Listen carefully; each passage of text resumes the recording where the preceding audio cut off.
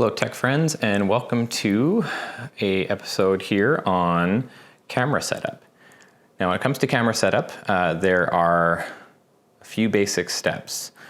First, we're going to set exposure on the camera. Second, we're going to set focus on the camera. And then third, we're going to set white balance on the camera. Now exposure is a little bit of a complicated mistress because exposure is a combination of frame rate, ISO, and aperture.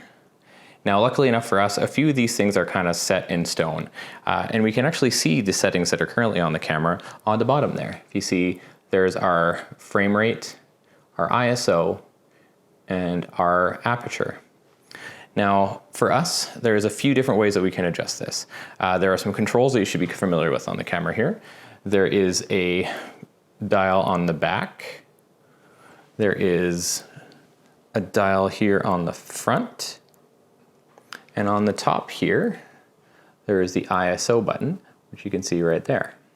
And along the side of the camera we have a bunch of buttons for the menu, white balance, zooming in and out, and info down on the bottom there.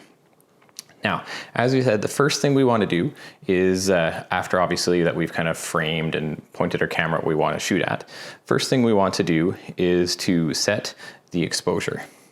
Now, for exposure, we want to set our frame rate, that number there, to make sure it's 1/60th of a second. So it means that the camera is opening and closing that shutter every 1/60th of a second. That's hard set. That should always be set to that way.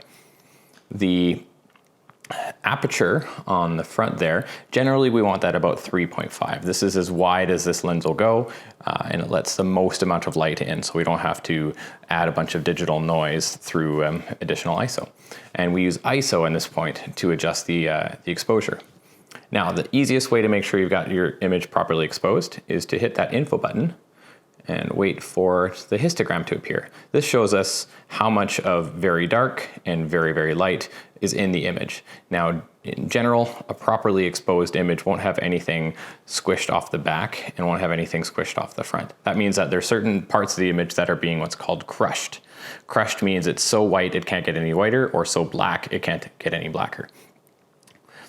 Now, to adjust the ISO, you're gonna press and hold that ISO button on the top, and you can use this little button on the back to adjust the ISO.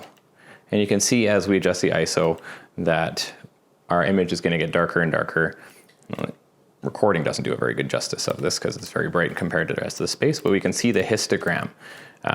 You can see what happens. Now, there's a little clever trick the camera will do here. If anything is overexposed, you'll see those little zebra lines. Those zebra lines means that that's crushed white. It won't get any whiter. So if you see any of that in your image, especially if it's on somebody's face or part of the stage, you definitely don't want that. So we're going to adjust that down so the image looks fairly balanced, and we want, as you can see here in the histogram, kind of a nice balance of lights and darks. And that is setting exposure. Now, this will differ from time to time. Typically in our setup, our ISO is somewhere between 600 and 1000, depending on how bright the room and such is. Now, if you're using your camera, you're probably used to your camera doing autofocus for you without even having to think. But with more professional cameras like ours, we need to set the focus fairly manually. We do this manually because autofocus, as your picture changes, your camera may hunt. You've probably seen this in old home videos where the image goes blurry, sharp, blurry, sharp, blurry, sharp as the camera tries to figure out what to focus on. So to set focus, we're always going to do things manually focused. And we're going to do this off of the ring on the side of the camera here. You see that one right there with the little gear on it. We're going to adjust that ring to set our focus. Get a nice picture of the screen here so we can see what we're doing. So there's a good chance that when you first set up your camera, things are going to be out of focus and they're going to be blurry. Now again, a bunch of different ways to do this. What I generally recommend is go have somebody stand up at the pulpit and just touch on their face. And you'll see the camera will do its best to focus on that spot, and then it won't change. So it's always going to be focused to that point. And in our church, we always want that where the pastor is going to be speaking from. Now to check if your focus is correct, we're going to zoom in using this